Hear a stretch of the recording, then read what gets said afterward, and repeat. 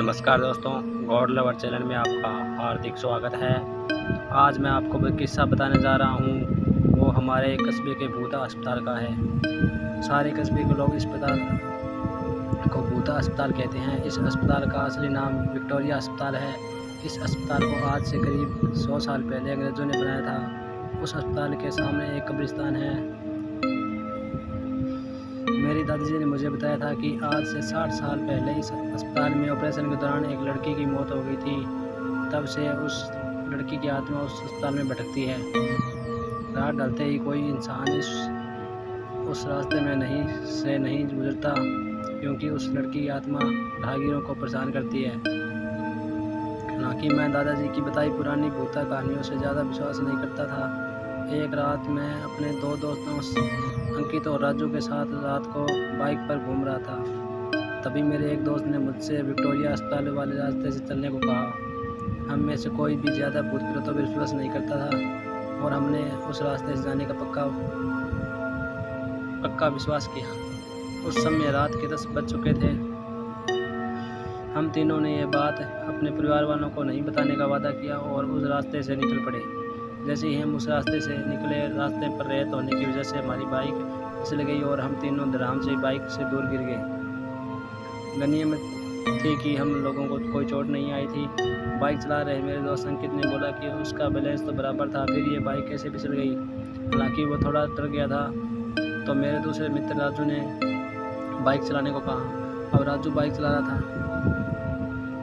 हम 1 किलोमीटर की चले ही थे कि अचानक हमारी गाड़ी का टायर पंचर हो गया और गाड़ी की स्पीड तेज़ होने से गाड़ी इस बार पिछली बार से भी दूर तक फिसली गई।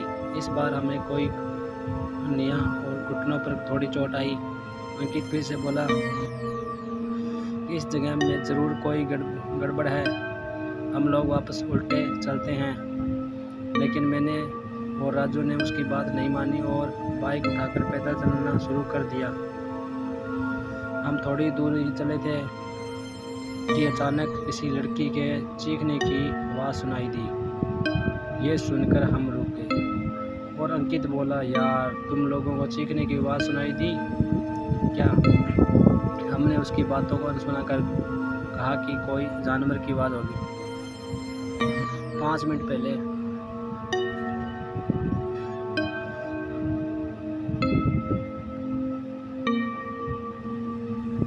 5 मिनट चलने के बाद फिर वही चीख फिर से सुनाई दी। इस बार हम दोनों को भी थोड़ा डर लगने लगा। हम तीनों ने वापस चलने के बारे में सोचा, लेकिन हम रास्ते के बीच में आ गए थे। पीछे चलने में 3 किलोमीटर और आगे चलने में 2 किलोमीटर और बाकी थे। हम लोगों ने आगे जाने का सोचा। थोड़ा आगे चलने पर नीचे एक औरत दिखाई दी। इतनी रात को अकेली औरत को देखकर हमारे तो रोंगटे खड़े हो गए और हम लोगों ने पीछे मुड़ने का सोचा। तभी वो बूढ़ी औरत चिल्लाई, बेटा रुको, मुझे हाईवे तक का रास्ता बता दो। हमने पूछा कि इतनी रात को आप इस रास्ते से कैसे निकल रही हो? तो उस बुढ़िया ने कहा कि मैं पड़ोस के गांव की रहने वाली और मेरे पास पैसे नहीं हैं, इसलिए मैं पैदल ही निकल पड़ी। हाईवे के उस पार मेरा गांव है। हमने उस बुढ़िया की बात का विश्वास कर लिया और आगे निकल पड़े। रास्ते में वो बुढ़िया हमसे सारी बात पूछने लगी। बुढ़िया हम तीनों के पीछे चल रही थी और हम तीनों दोस्त अब अपनी बात कर रहे थे।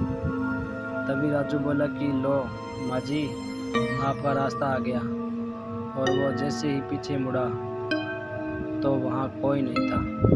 हम तीनों की तो छिट्टी पिट्टी गुल हो गई। हम बाइक को धक्का मारते हुए ज़ोर से भागने लगे।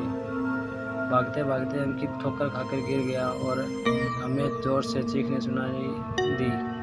हम भी बाइक को वहीं पटक कर अंकित को साथ लेकर दौड़ने लगे और अस्पताल के पास कब्रिस्तान तक पहुंच गए। ये सब घटित होते हुए 12 बज चुके थे।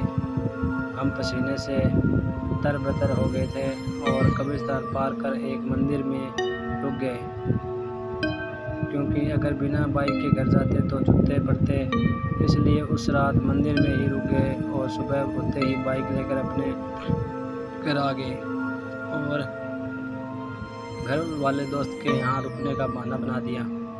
उस रात के बाद हम उस रास्ते से कभी नहीं गए।